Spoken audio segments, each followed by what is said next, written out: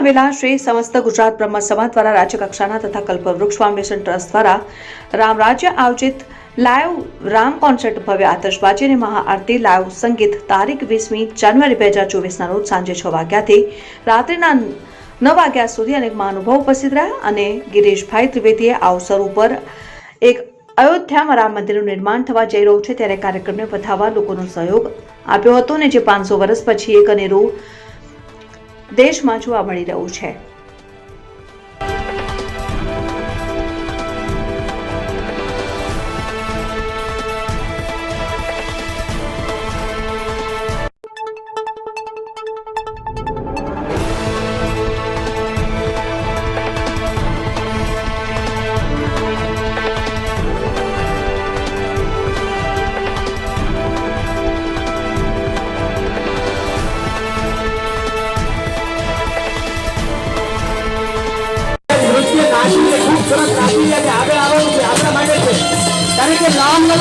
ભીજવે તું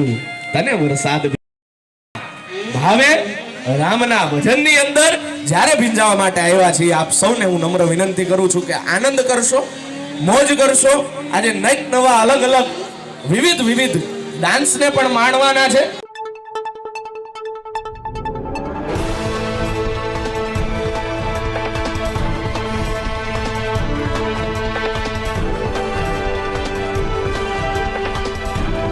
हमारे बीच में यहाँ पर हमारे मेहमान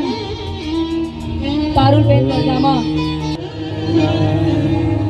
हमारे बीच में उपस्थित हैं, उनका भी हम बहुत बहुत स्वागत करते हैं। और हितेश भाई धामलिया पूरे परिवार के साथ हमारे बीच में उपस्थित हैं, उनका भी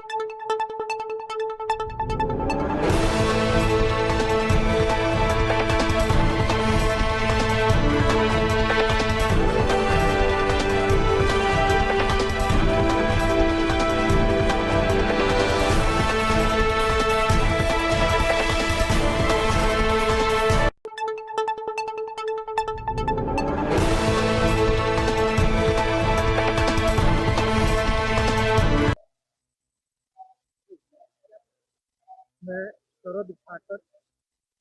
समस्त गुजरात ब्रह्म समाज का प्रभारी हूँ दक्षिण गुजरात का। मेरे साथ हमारे समाज के महामंत्री श्री गिरीश भाई और सूरत के पूरे उनके साथी और समाज के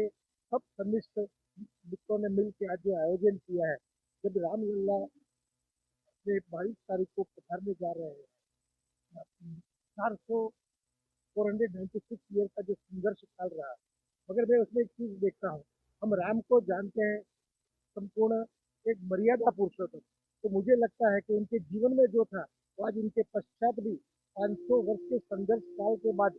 नियति को साथ में लेके, कायदे कानून को साथ में लेके भगवान राम जो अपनी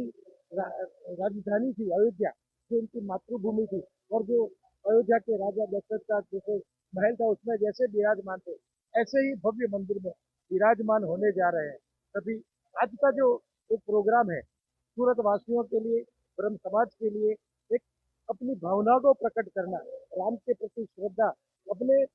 आदर्श के प्रति, जीवन के आदर्श के प्रति श्रद्धा का एक उमंग का दरिया यहाँ लहरा रहा है। और जैसे जैसे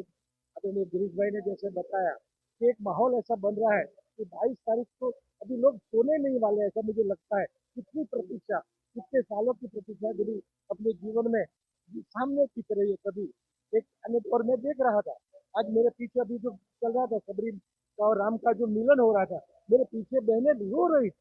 तो गीत के साथ में। तो भावनाएं कितनी जड़ से जुड़ी हुई है। और मुझे लगता है भारत का हर नागरिक, हर एक हिंदू, हर एक नागरिक सब मिलकर भगवान राम की प्रतीक्षा में है। उनका आह्वान करेंगे, उनकी श्रद्धा से उनकी अर्चना करेंगे, पूजन करेंगे और उनको स्थापित करेंगे अयोध्या में भी और अपनी दिल में भी। जय श्री राम।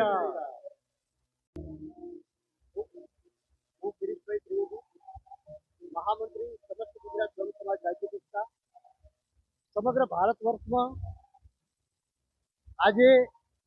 दिवाળી पर्व जेवो माहौल है। भगवान श्री संघर्ष पछी, लाखों कारसेवकों बलिदान पछी, हजारों साधु संतों संघर्ष पछी जीवनना त्यारे 22મી તારીખે भगवान रामचंद्र जी अयोध्या अंदर બિરાજમાન થવાના હોય ત્યારે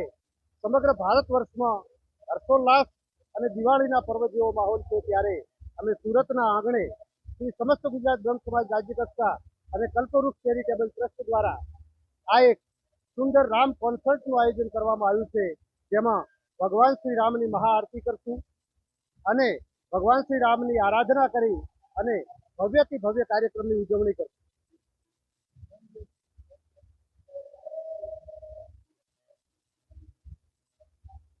અભૂતપૂર્વ અને અલૌકિક કાર્યક્રમ ગણી શકાય, આપણા જીવનની ધન્ય ક્ષણ ગણી શકાય કે આ એક મહાપર્વ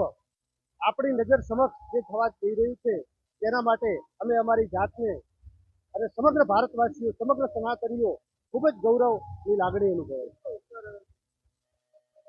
આ કાર્યક્રમ જેમ જેમ નજીક આવતો જાય છે, રામલલ્લાની પ્રાણ પ્રતિષ્ઠાનો સમય જેમ જેમ